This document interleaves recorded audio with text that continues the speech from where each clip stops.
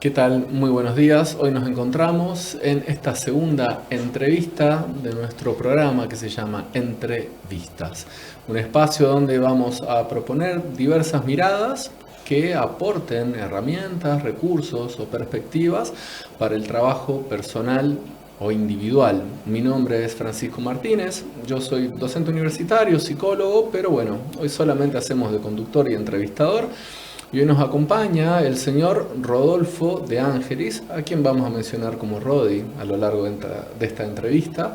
Pero bueno, bienvenido Rodi, y permitime que te pida como primera pregunta que te presentes, que nos cuentes quién sos, qué haces.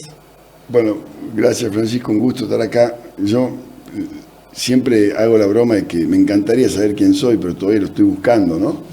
Pero me presento así, como Rodolfo de Ángelis, y cuando me pregunta a qué te dedicas, suelo decir mecánico de personas. Bien.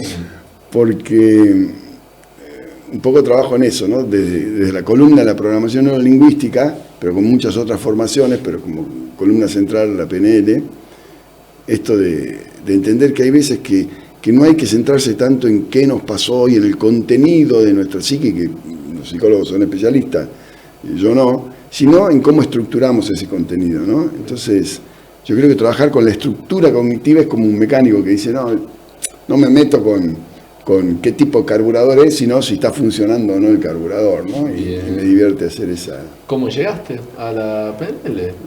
Hace 35 años, el año 36 ya, el año 90, yo estudiaba Derecho en Buenos Aires, tranquilo, nunca ejercí la abogacía, tengo el título pero no lo ejercí, quédense tranquilos, para bien de la humanidad. Y tenía una empresita con unos amigos, hacíamos remeras con frases en castellano.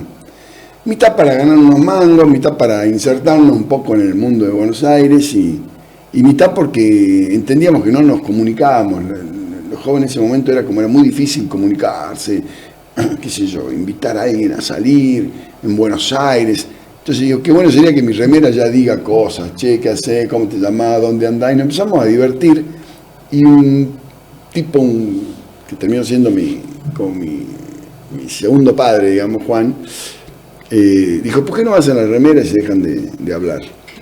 Entonces hicimos nos sponsorió aquellas 200 remeras y las vendimos en 2 semanas. Claro. Y ahí empezó algo que fue como mi primer paso en el mundo de la capacitación, del entrenamiento, porque nos empezó a ir muy bien.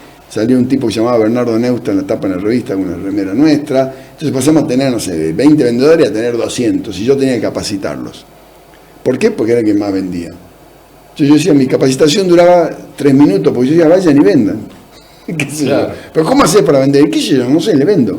¿Pero cómo hacés para vender mucho? Y le vendo mucho. Y en esa frustración dije, no, che, que busquen a alguien serio que capacite, yo no puedo capacitar. Yo sé vender, pero no sé hacer vender. No sabías cómo vendías, claro, cómo explicar o sabía transferir hacer, cómo vendías. Exacto, pero no sabía cómo hacía. Bien. Y en el año 90, genio para mí, Juan, me dice, che, hay una cosa que se llama Primer Congreso Latinoamericano de PNL, te va a hacer bien, andá. No, que está loca, que en programación neurolingüística me van a lavar la cabeza, que qué es eso, vamos, yo te acompaño. Fui y un tipo en 4 horas me dijo tantas cosas sobre mí, sin conocerme, que dije, no puedo creer que esto exista. Y literalmente fue como un despertar. Dije, no puedo creer que esto exista y que está hecho para mí. Claro. No sé qué es. Te haya tocado. Sí, pero a nivel, fue un despertar real, ¿no? De decir, profundo. Para esto nací. Y me vi, año 90, que primera vez que se hacían cosas en Argentina, me vi viajando por el mundo enseñando eso. Porque yo no puedo creer que esto no se sepa. No sé si era una secta, no sé si era verdad, si era mentira, pero lo sentí en mi cuerpo. No se sabe del todo hasta hoy con la programación lingüística. Es un marco que se lo entiende como un buen bagaje de herramientas, ¿no? Que trabaja mucho con el modelado de los comportamientos y el poder analizar las estructuras de base de los comportamientos y transferirlos a otros para que otros se puedan apropiar de esta herramienta. Exacto, ¿no? Está muy bueno lo que decís. ¿Qué cosas significativas dirías que, algunos hitos que por ahí vos nos puedas compartir o que desees compartirnos, como esos redespertares, que a veces nos pasan a lo largo de las prácticas o casos particulares, eventos particulares, algunas circunstancias que nos dejan enseñanzas profundas, muy, muy de antes y después, ¿no? Totalmente. No sé si se te viene algo a la cabeza Sí. de ese lugar. Transformacionales. La que quieras. Sí, Bueno, sí. esta especie de contacto con este nuevo mundo me llevó a la formación en programación lingüística, es trabajar en voz para aprender las técnicas. Entonces, sí generó una transformación en mí que a los 28 me creó como una especie de... Bueno, Stanislav Grof lo define como emergencia espiritual y están los pasos que yo viví están en su libro, ¿no? Que en ese momento yo dije me volví loco. Para mí yo tuve un brote psicótico, empecé a ver cosas raras y digo que me van a internar y se pasó y terminó en algo, una conexión mía más auténtica conmigo mismo y con el mundo que me rodea. Dejé de yo ser el centro del universo y empezó a existir el otro. Y eso fue como un antes y un después. De hecho, yo hablaba de mí como el finadito hubiera hecho esto. Yo sentí una muerte y un renacer psíquico, por supuesto, ¿no? Y acompañado en ese momento, por suerte, por terapeutas. Y que pude decir, che, yo antes estaba en una vida y ahora estoy en otra totalmente distinta. Ni mejor ni peor, ¿no? Distinta.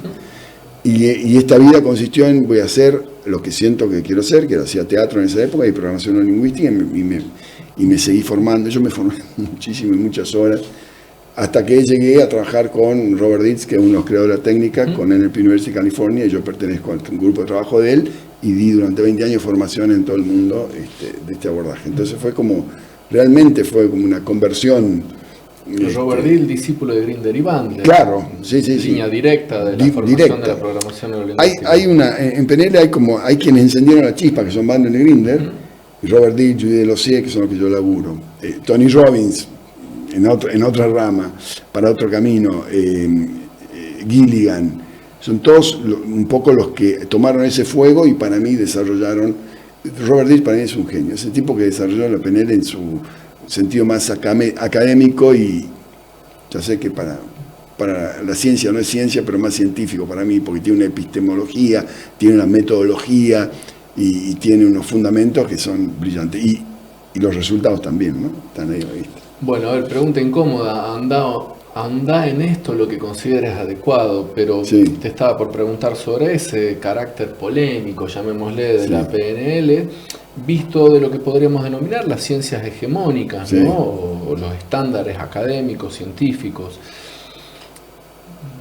No sé si es exactamente la pregunta así, pero ¿con qué argumentos te posicionás para cuidar, tal vez defender, esa es la palabra que me resulta polémica, Bueno. tus principios o tu mirada?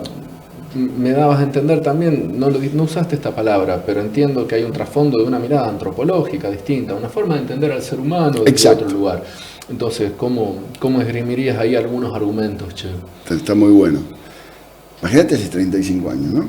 Que era, porque hoy ya hay libros, qué sé yo he formado cientos de psicólogos, no Claro. cientos de psicólogos he formado a lo largo de más de 30 años. Y entender que algunas ramas de la psicología tienen mucha teoría, pero poca técnica. Exacto. También. Y la programación abunda en técnica. Totalmente. Se le cuestiona la parte teórica, Exacto. pero la técnica es potente. Exacto. Y ahí está la respuesta que te doy. Entonces, porque yo tenía mis conflictos, porque yo decía, aparte yo venía de abogacía, no venía de... Lo legal, Claro, la ley, exacto. literalmente. Y Digamos. muchos años yo solo me dediqué a enseñar y no hacía sesión individual, porque yo enseño una técnica, yo no hago terapia. Muchos años lo legal para mí era muy, muy, muy importante, y la legitimación por ahí, si querés. Pero ¿qué fui legitimando también en otras de esas transformaciones, no? Que ya tenía que ver con algo externo. Yo me mudé a Nueva York el 1 de septiembre de 2001. 10 días después se cayeron las torres. Para mí fue un trauma importante, ¿no? Que me hizo replantear la vida, me hizo replantear todo. Y en ese replanteo, un poco lo que tomé de la bandera es, y tomé algo radical de dejar de leer, por ejemplo. Durante 20 años dejé de leer, porque dije, yo no voy a comer más comida masticada. Yo me voy a dedicar de lo que yo veo. Si lo que yo hago y yo veo resulta y funciona, lo voy a seguir haciendo. Porque si no era duda permanente. Claro. Entonces la respuesta es, mi refutación son los hechos. La gente viene 14 años sin volar en un avión, hace una sesión, al otro día sube un avión. Yo no sé si eso es magia, psicología, Dios, me da igual, yo sé que sucede. y me empecé a basar en eso. Entonces, te diría que como técnicas, yo no sé qué producen en una persona, pero yo le he visto funcionar a lo largo de 35 años. Bien. Entonces, esa para mí es la refutación más grande y la que logró la PNL a lo largo de los años, que es que la efectividad y simpleza de la técnica terminó venciendo cualquier prejuicio que hizo que los psicólogos se formen y entiendan que es una herramienta más, ¿no? Donde si vos me decís a mí, estudiar psicología y perfeccionarte con PNL. O sea, claro. No te diría, no estudiar psicología. Es una herramienta compatible con otros cuerpos teóricos. Pero total, y yo me formé en todo, ¿no? En constelación, en todo lo que se te ocurra me formé, estudié muchísimo en psicología, porque como yo tenía que formar a psicólogo, yo me sentía muy inseguro, si el tipo me decía, bueno, ¿y cómo hacemos con una neurosis? Y yo decía, disculpe, ¿qué es neurosis? Sabiendo eso, podía decir, no existe la neurosis acá, existe un modelo de percepción del mundo, no me gusta etiquetarlo, entonces se podía zafar, pero sabiendo que era una neurosis. Claro. Entonces me formé informalmente, por así decirlo, estudié muchísimo, por eso un día dejé leer y dije, no voy a leer más, porque si no era interminable la cantidad de conocimiento. Lo es, y sigue completamente siendo interminable. Y yo digo hoy, qué lindo hoy, porque estamos en una especie de Disney donde hay tantos abordajes que me pueden ayudar a superar cualquier problema que tenga, que ya no hay excusa para no trabajarlo, ¿no? Entonces, desde la psicología, por supuesto, que también ha avanzado y evolucionado un montón, que eso es importante, porque antes era solo psicoanálisis o freudiano, mayormente en Argentina. Sí, lo sigue siendo con cierta predominancia fuerte a nivel teórico. El psicoanálisis es parte de la historia y parte de las formaciones universitarias. Y yo digo, eso para mí es conocer el qué, pero la PNL es cómo. Claro. Es el cómo del qué. Más procedimental. Totalmente, es vos lo que tenés que tener fuerza de voluntad. ¿Y cómo hago? Nadie te dice cómo. Claro. Y vos sabés que la estrategia cognitiva es un cómo. Entonces, ¿qué estudiamos nosotros? Cómo eso, modelar y detectar, extraer tu estrategia cognitiva que sostiene tu comportamiento. ¿Qué hace que termines siendo perseverante y qué hace que yo no?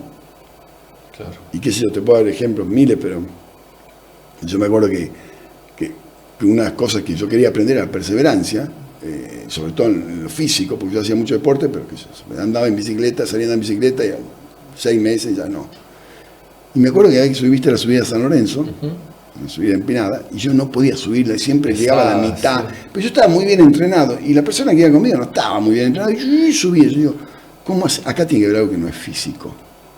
Y me acuerdo que le pregunto, antes de subir a la subida, vos, ¿qué imagen te hace en tu cabeza? ¿Qué te decís? ¿Cómo te representás las cosas?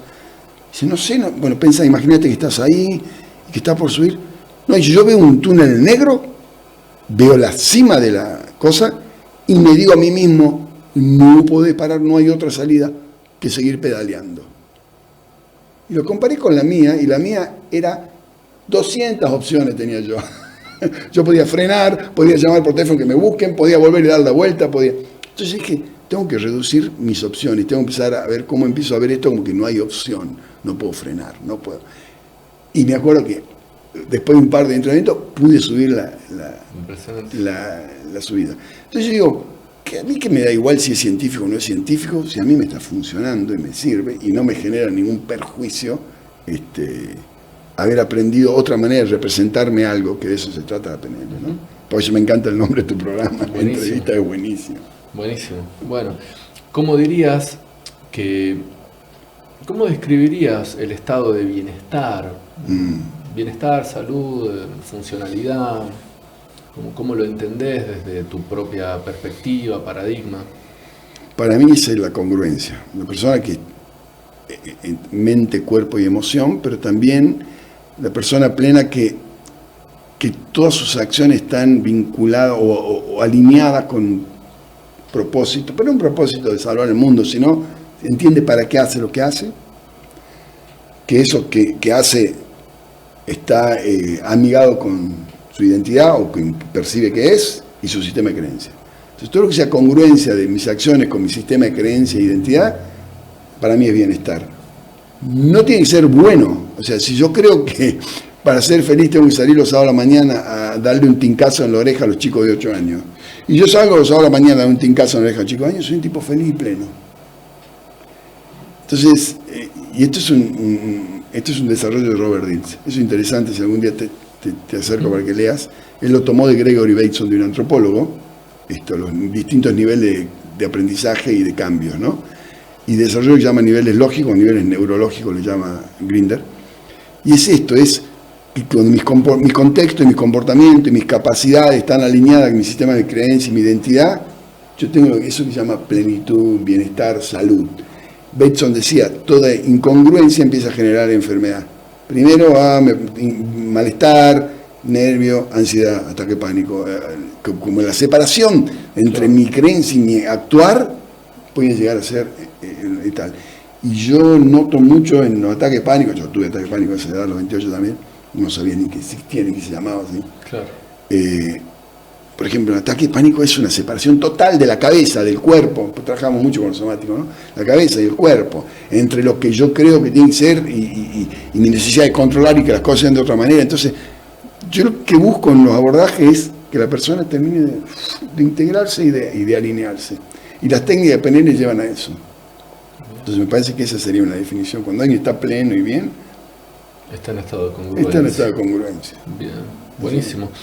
Bueno, y un poco a ver, para que nos cuentes cómo lo trabajás hoy, cuáles son tus formatos de trabajo. Yo me dedico a la clínica, por ejemplo, entrevistas de 1 a 1, pero bien. Por ahí intuyo que lo tuyo puede tener algo de esto y otras facetas más. Sí. Bueno, yo ahora estoy como una tercera etapa de la profesión, podría llamar, ¿no? La primera era esta del descubrimiento, de formarme, de salir a enseñar, que era un poco, cállense que acá llego yo y les cuento de qué se trata esto.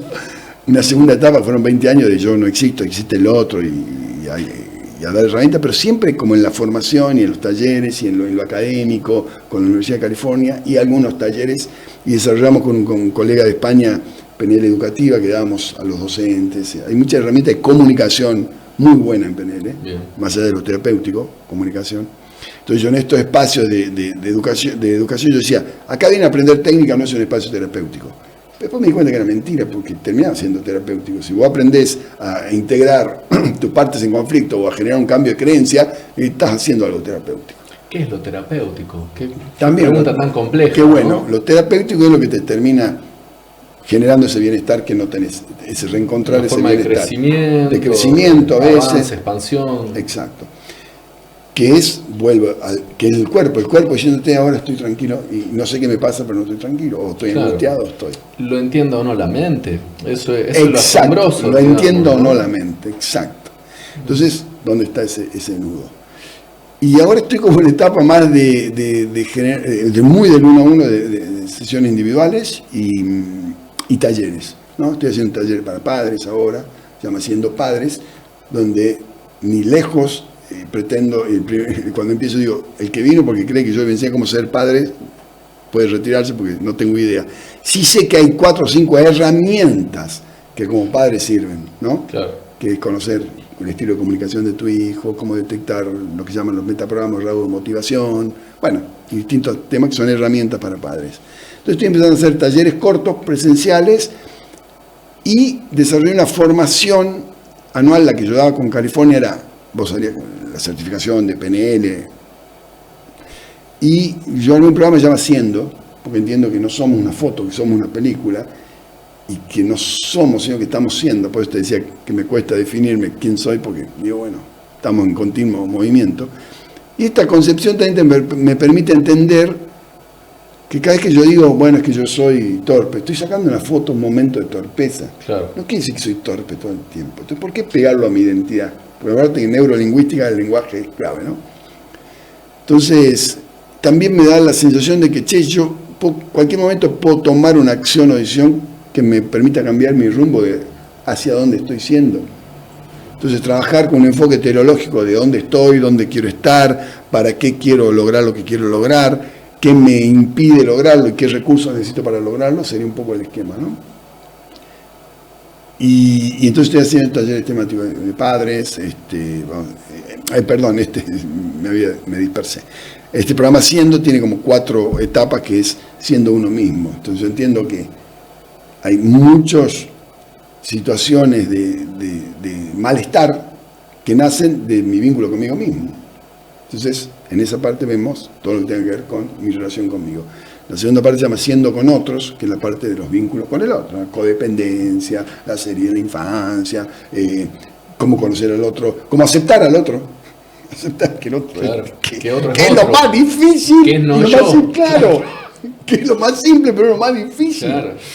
¿No? Y la tercera parte sería Siendo libre, donde trabajas tu proyecto de vida personal, de realmente, y no sé si algún día llegamos a ser tan libres como para elegirlo sin ningún condicionamiento ni social ni de los padres, no sé si llegamos a esa iluminación, pero que tiene que ver con ser más libre de elegir el proyecto que quiero y no el que tengo o el de los mandatos, ¿no? Y por último, la parte que se llama Siendo facilitador de cambio. Entonces, en este programa, la certificación que doy es facilitador de cambio, donde estamos charlando con Robert, que me dice, che, me gusta, yo te puedo por ahí hablar y dar un par de clases y hablamos con el certificado y estamos en ese tema. Por ahora es simplemente una formación personal, digamos, ¿no? Donde vos podés atravesar tu viaje personal en eso. Bien, bueno, interesantísimo, che. Bueno, ¿cómo te encontramos? ¿En redes? Lo mejor hoy son las redes, ¿no? Es rodolfo.deangelis en Instagram. Bueno, en Facebook también estoy, pero yo creo que hoy las redes son el lugar más eficiente, más rápido, más simple, donde ahí posteo las cosas que hago mezclado con la persona, por esto de ser siendo, no tengo como un sitio, acá está el profesional y acá está el personal, así que alguna estupidez se van a comer mientras están buscando un taller serio de tener con mi vida personal, como las motos que se me rompen y esas cosas, pero creo que es parte también de lo cotidiano, ¿no? Entender que no hay, y te debe pasar a vos, ¿no? Que hoy ir a un espacio donde yo pueda trabajar mis conflictos, mis problemas, no es algo que me saca de la vida cotidiana o extraordinario de, uy, voy a un psicólogo, ¿qué hay de malo en mí? Ya no está eso. El psicólogo también está integrado en mi vida y ya ven, me voy al psicólogo, antes nadie le contaba a nadie que iba al psicólogo, ¿no? Hay una visibilización del mundo emocional muy distinta, ¿no? De época. Total. Entonces yo también una forma de integrar eso, si no, mi profesión, mi vida personal están integradas, ¿no? Así que esa me parece que es la mejor manera de conectarme. Bueno, muchas gracias por el encuentro de hoy, muchas gracias por tomarte un momento para venir un sábado de la mañana. Agradecemos, bueno, tu comunicación, tu perspectiva. Quiero rescatar profundamente que lo terapéutico no es privativo de casi ningún espacio, sino que entre tanto tengamos herramientas y ganas de aprender de esas herramientas, el proceso de cambio y trabajo personal es posible, el crecimiento es posible. Así que... Y déjame que te sume de este lado, como devolviendo la pelota, es...